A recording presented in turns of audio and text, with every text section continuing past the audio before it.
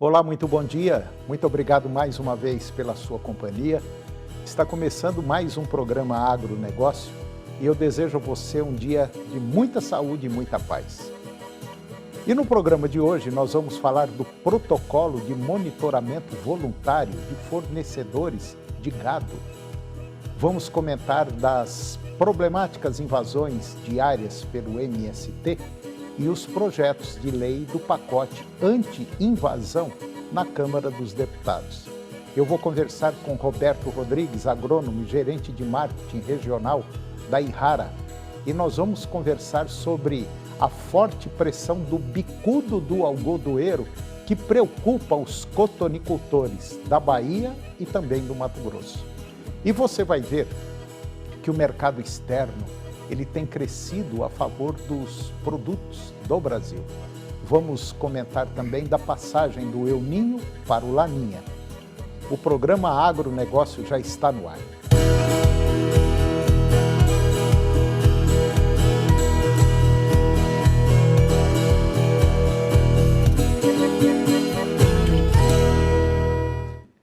Eu começo o programa de hoje falando do protocolo de monitoramento voluntário de fornecedores de gado, produção de carne bovina.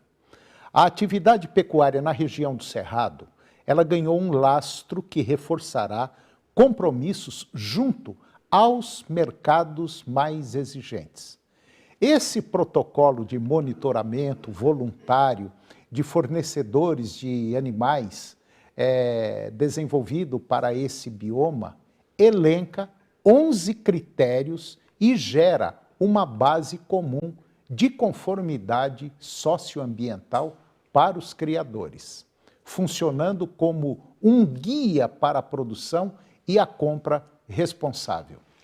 Sobre o anúncio do protocolo de monitoramento voluntário de fornecedores de gado na região do Cerrado, a JBS apoia e é uma das primeiras empresas de alimentos a integrar esse protocolo de monitoramento voluntário de fornecedores de gado na região do Cerrado. A companhia participou da construção conjunta do projeto desde o início e, na largada, já cumpre em sua política de compra responsável esses 11 critérios estabelecidos para a conformidade socioambiental dos produtores.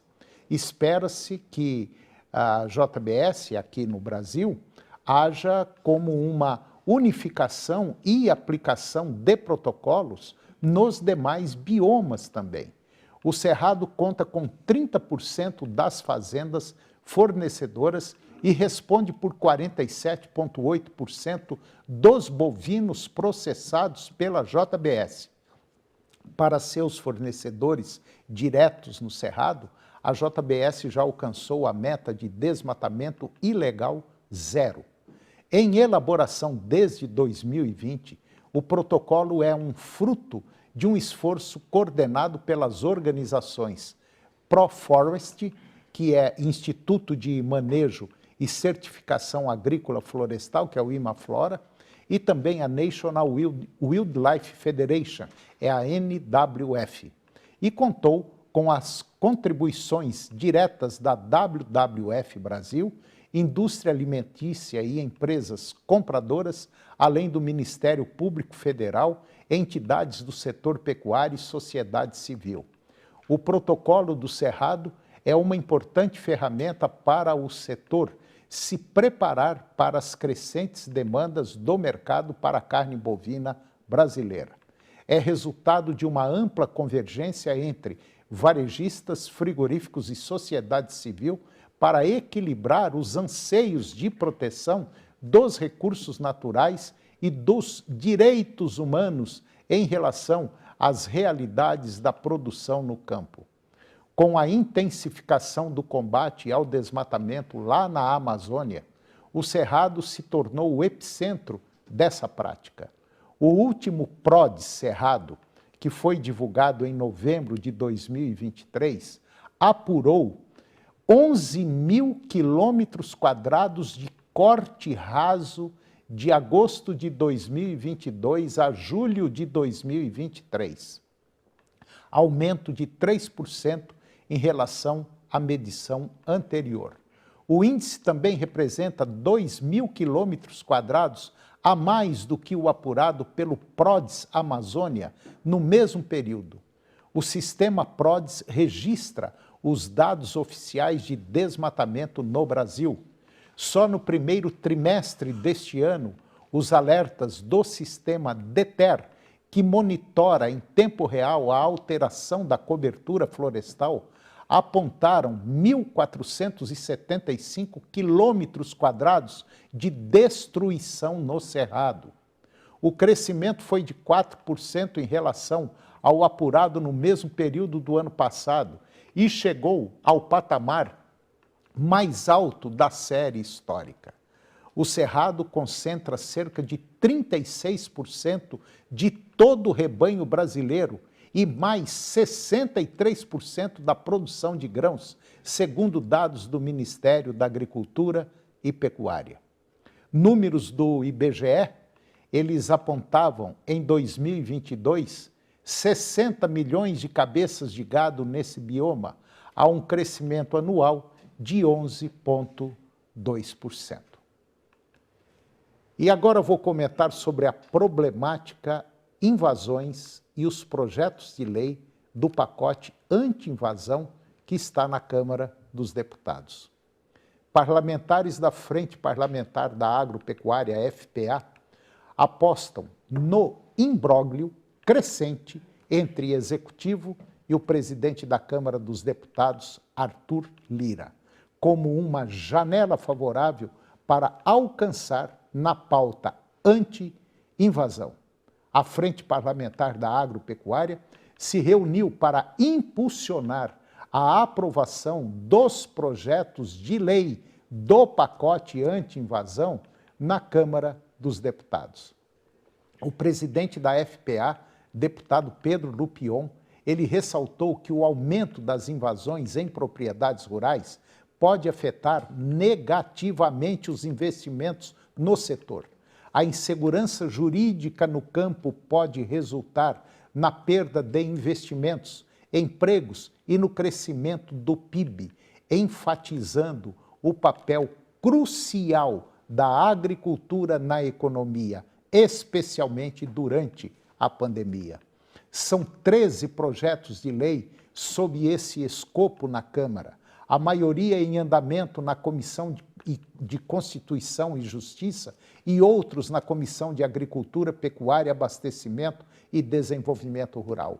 Outros 4 tramitam no Cerrado. A briga pública entre o Palácio do Planalto e Arthur Lira ajuda a pauta a caminhar o mal-estar entre o agro e o governo, também é público e algo precisa ser feito. É o que disse um deputado federal ao Estadão Broadcast. Os projetos de lei têm por objetivo, sobretudo, proibir que envolvidos em invasões de terra tenham acesso a programas de reforma agrária, a crédito rural ou tenham cargos públicos. Uma outra proposta tipifica a invasão de terra como terrorismo. Um dos projetos eleva a pena de detenção para o crime de esbulho processório, quer dizer, posse de um bem de forma ilegal. A estratégia da Frente Parlamentar da Agropecuária é pautar a urgência dos projetos a fim de acelerar a votação pelo plenário da Casa.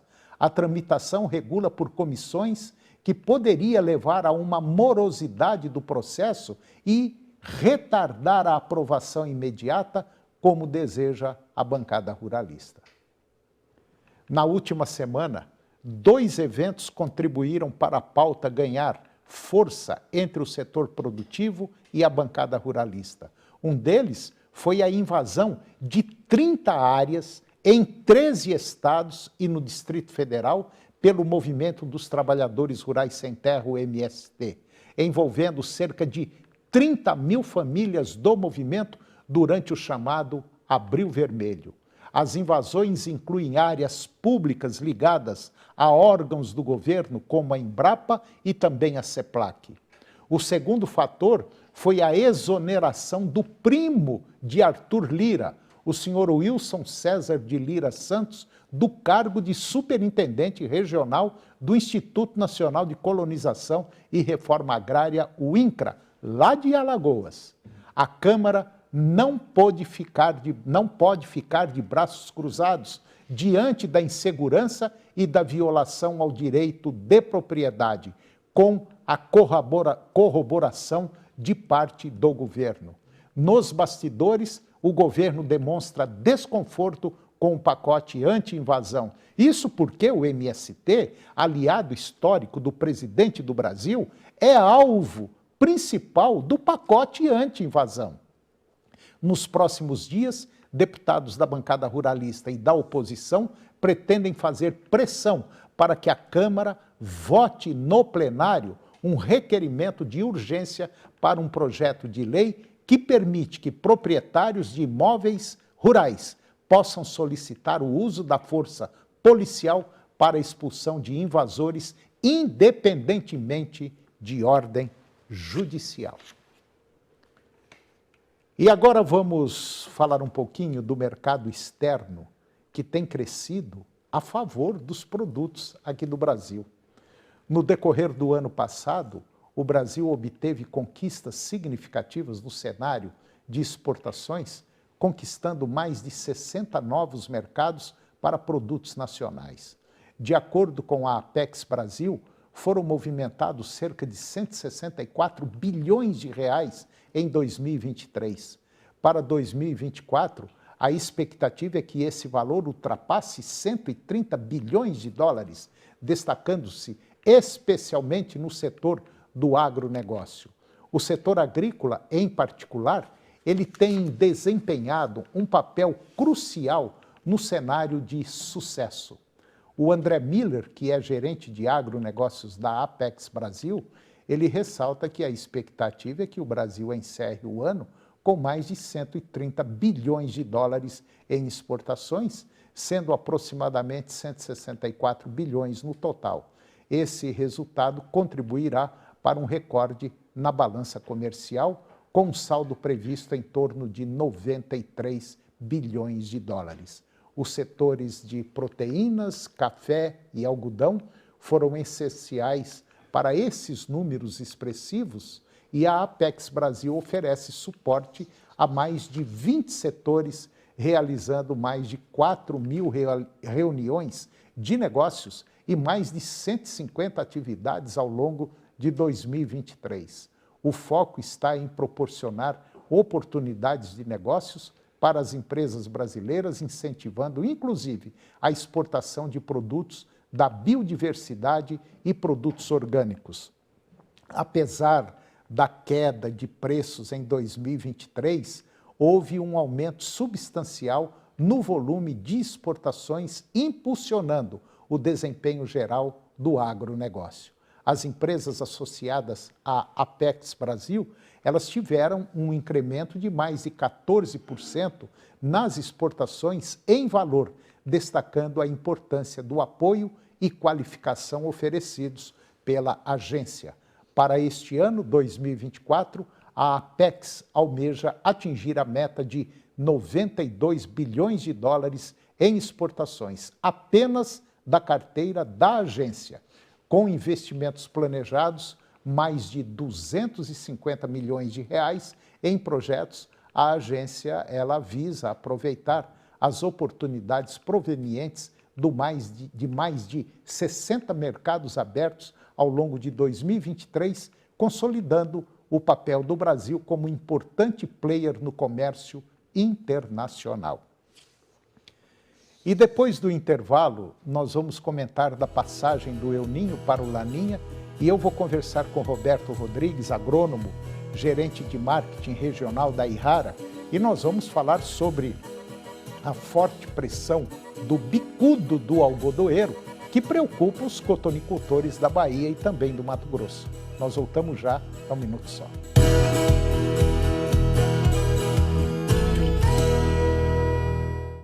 Hoje, após a Sul-Americana, para se dar bem tem que se garantir nas respostas e ser bom de chute. Não vai saber. Nelson Freitas e Leão Lobo se desafiam no programa do Ratinho. A FB Agrícola oferece uma gama de produtos de qualidade para que você, produtor, garanta sempre o melhor para seus clientes. Sementes, defensivos, fertilizantes e muito mais. A FB Agrícola, servindo o produtor do plantio à colheita. A vida toda você aprendeu que cuidar pode significar muita coisa. Amar, inspirar, proteger, deixar ir, estar sempre por perto. Você conviveu com o mais alto nível de cuidado e a gente quer que continue assim. Só no mês das mães, faça um plano Unimed com carência zero e pode confiar, porque aqui tem cuidado, aqui tem vida, aqui tem Unimed Goiânia. Canal TV Agro. Apoio Planalto Máquinas Agrícolas Revendedor Valtra. Goiânia, Jussara, Itumbiara e Porangatu. Estância Bahia Leilões. Nutroeste Nutrição Animal, tecnologia de resultados a serviço do pecuarista. Volumoso X-Gold Pasto, Pátria Agronegócios, consultoria especializada no mercado agropecuário.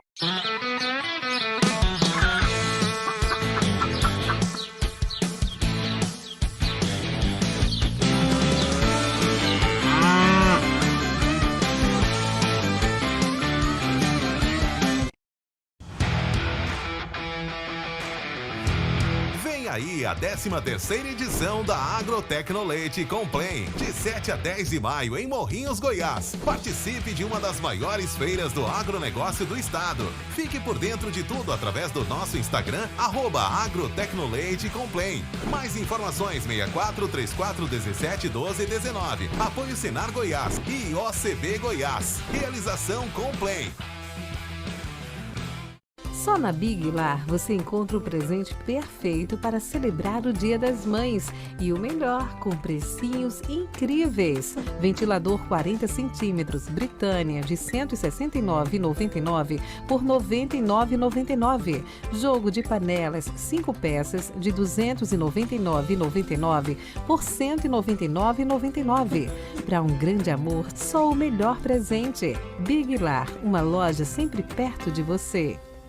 Informação rápida, notícia com credibilidade, a sua bronca na tela e a providência mostrada. É o Jornal do Meio-Dia. Participe conosco. 985-197000 é o nosso WhatsApp. Eu, Luciana Finhold, conto com a sua audiência. Agronegócio. Oferecimento Moinho Fino. A vida só começa depois do café. De um bom café. AFB Agrícola. Servindo o produtor do plantio à colheita.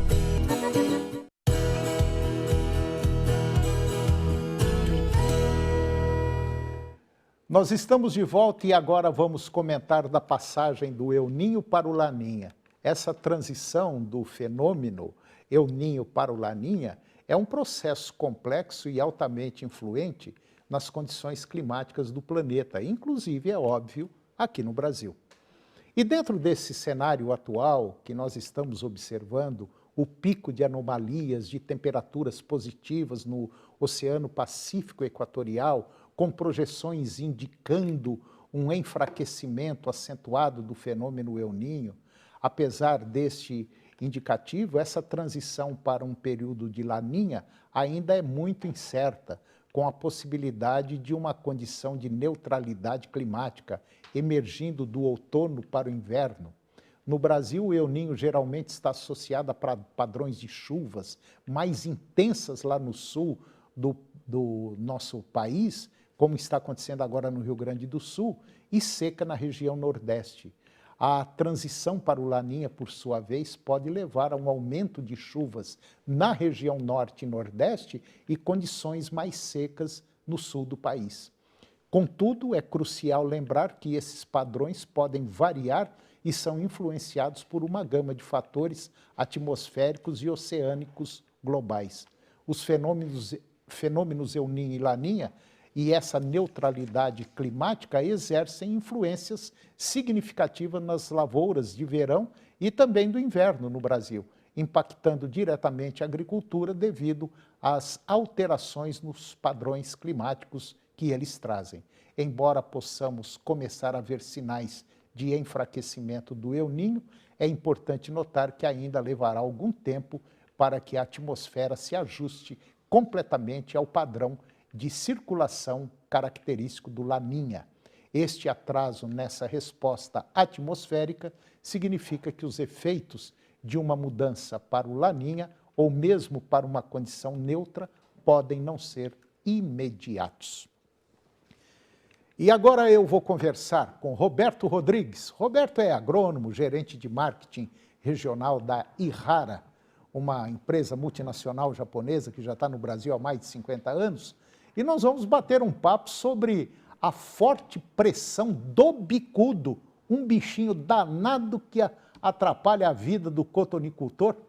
E nós vamos falar dessa pressão do bicudo no algodão, que preocupa os produtores da Bahia e do Mato Grosso, que são aí os maiores produtores. Roberto Rodrigues, muito bom dia, muito obrigado pela sua presença.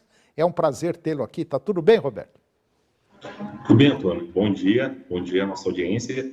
Queria agradecer mais uma vez a oportunidade para estar falando um pouco da cultura do algodão, né? Do cenário dessa importante praga, que é a principal praga hoje da cultura. É verdade. Ô, Roberto, antes da gente entrar no algodão, deixa eu fazer uma perguntinha aqui. Nós sabemos que a região que você está, a região do Mato Grosso, é o maior produtor de milho do país, maior produtor de soja, um dos maiores também de algodão. Como é que está a safra de milho aí no Mato Grosso? Boa pergunta, Antônio. Em relação à própria safra da soja, né, que foi uma safra que teve uma quebra significativa de produção em algumas regiões aí do Parecis, do Vale, perdendo aí 30%, 40%, a safrinha, né, a segunda safra, né, até a gente sempre fala segunda safra, é uma perspectiva boa. Isso choveu bem, principalmente durante o desenvolvimento da cultura, principalmente nas fases de enchimento de grão. Então, a perspectiva de ter uma boa produtividade, assim como na cultura do algodão, né, diferente do que ocorreu na cultura da soja, né. O que está causando uma preocupação do produtor é a rentabilidade. Pois é, essa que é a preocupação, porque isso significa dizer que nós vamos ter aí um bocado de milho no mercado. E, tendo um bocado de milho no mercado, o mercado fica, vamos dizer, muito bem servido e o preço lá para baixo. Automaticamente vai ser difícil pagar o custo de produção, né? Com certeza, com certeza. Por mais que a tendência tenha uma boa produtividade, você falou bem, o custo de produção está muito elevado. O preço muito baixo, o produtor viu o preço de milho aí 70, 80, até 100 reais a saca, e atualmente o preço aí está na casa dos 50 reais, né? E os custos, né, com insumos defensivos, principalmente adubo, aumentou bastante em relação às outras safras, principalmente o preço da semente do milho, né? Então, o produtor está fazendo conta, mas o cenário não é um cenário positivo em relação ao retorno, em relação à cultura do milho. Bom, isso significa dizer que a próxima safra agora, a 24, 25, ela pode até ficar prejudicada e os produtores plantarem menos, né? Com certeza, com certeza. O produtor faz conta, né, em relação à rentabilidade. Então, ele busca outras opções, em algumas regiões aí buscando plantios alternativos, ou próprio diminuindo a própria área da cultura do milho, né? E aumentando culturas que estão com uma melhor rentabilidade, por exemplo, a cultura do algodão, né? A tendência, quando a gente olha para a próxima safra, que vai ser plantada de algodão, é uma perspectiva atual de aumento de 15%, porque ela está trazendo uma rentabilidade melhor do que a cultura do milho. Só que, lembrando que a cultura do algodão envolve outros fatores, né, como construção de algodoeira, outros processos aí para ajudar nesse plantio. E é uma cultura que precisa de um profissionalismo diferente do que é a soja e do milho, né? Quer dizer, plantar algodão, mas tudo é lavoura, tudo... Não é bem diferente. O algodão é uma cultura delicada, tanto é, só para você ter uma noção, aqui no estado de Goiás, por exemplo, nós devemos ter aí por volta de 40, 50 produtores de algodão só, e não tem mais. É maquinária diferente, tudo é diferente. Então, precisa tomar cuidado, não é bem assim a lavoura, não a agricultura. Agora vamos entrar propriamente dito no algodão. Mato Grosso e a Bahia são os 2 principais produtores de algodão do país. É um mercado que o Brasil exporta muito, mas nós temos um bichinho chamado bicudo, e ele é bicudo porque na carinha dele tem uma tromba, igual um elefantinho. Então, o que o bicudo faz? Quando o algodão está na forma de maçã ainda, que não eclodiu o fruto ainda, o bicudinho vai lá e puf, bica, fura essa maçã. Furou a maçã, é um abraço. E é um estrago grande, né? Com certeza. Para praticamente um agrônomo, Antônio. Você explicou muito bem. Explicou melhor que alguns agrônomos, mas o bicudo faz isso, né? Ele causa um dano no botão floral, né? Esse botão floral é o que vai formar posteriormente a pluma, né? Que é a comercialização do algodão, né? Que é o dinheiro, né? Que é a rentabilidade da lavoura, né?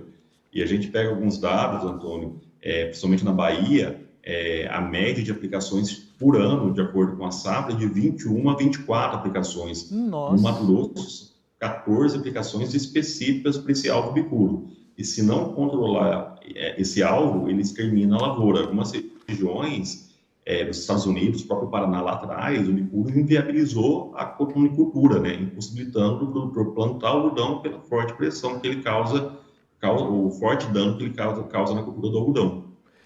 Esse bicudo, ele tem aí umas histórias, dizem que ele foi introduzido aqui no Brasil, alguém trouxe e colocou esse bicudo lá na região no Nordeste, que produzia muito algodão, e foi realmente um desastre, mas desastre mesmo, dizimou lavouras de algodão. Eu me lembro porque eu trabalhava na Embrapa nessa época, foi quando ele apareceu. Então o bicudo é uma praga complicada, que quando ele tem uma alta infestação, olha, não entra com lavoura de algodão não, que você perde para ele. Então, o próprio Roberto falou, aí mais de 15, 20 aplicações é muita coisa, o que torna o produto, o que torna depois a matéria-prima, o algodão muito caro, né? Com certeza, o investimento que o produtor faz nessa cultura inicial é muito significativo, né? Hoje, 50% do custo de produção da cultura do algodão é inseticida. E o principal alvo nesse controle de pragas, né, de insetos, né, é o bicudo, que é o principal alvo, né? Reforçando, se não cuidar bem do bicudo, ele acaba com a lavoura. E é importante que todo mundo cuide bem, porque não adianta nada o produtor fazer um manejo bem feito e seu vizinho não controlar bem a praga, porque essa praga ela acaba migrando de áreas, né? Ela só ataca o algodão, então se o vizinho não cuidar bem da lavoura dele, ele acaba prejudicando o produtor ao lado, né? Então é um manejo que precisa ser feito em toda a região aí para conseguir controlar através de armadilhas, produtos químicos, mas é uma série de ferramentas aí que o produtor precisa fazer para manejar bem sua lavoura. Tá certo. Bom, eu conversei com o Roberto Rodrigues, agrônomo e gerente de marketing regional da Ihara. O Roberto está lá no Mato Grosso agora. E nós falamos aí sobre soja, sobre milho e também sobre o algodão. Roberto Rodrigues, mais uma vez, meu irmão, muito obrigado pela sua presença. Eu gosto demais de conversar com você porque é objetivo e essas conversas objetivas sempre trazem bons resultados. Um grande abraço, muito obrigado, Roberto. Eu que agradeço, Antônio, estou sempre disponível aí para, de alguma forma, passar uma informação para o produtor rural e ajudá-los no manejo da sua lavoura. Mais uma vez, obrigado pela oportunidade. Tá ok. Um abraço, Roberto. E o programa de hoje, o agronegócio chegou ao fim. E eu termino o nosso programa com a seguinte frase: não é a montanha que nós conquistamos nós mesmos. Um grande abraço, muito obrigado pela sua companhia, que Deus nos abençoe e até o próximo programa.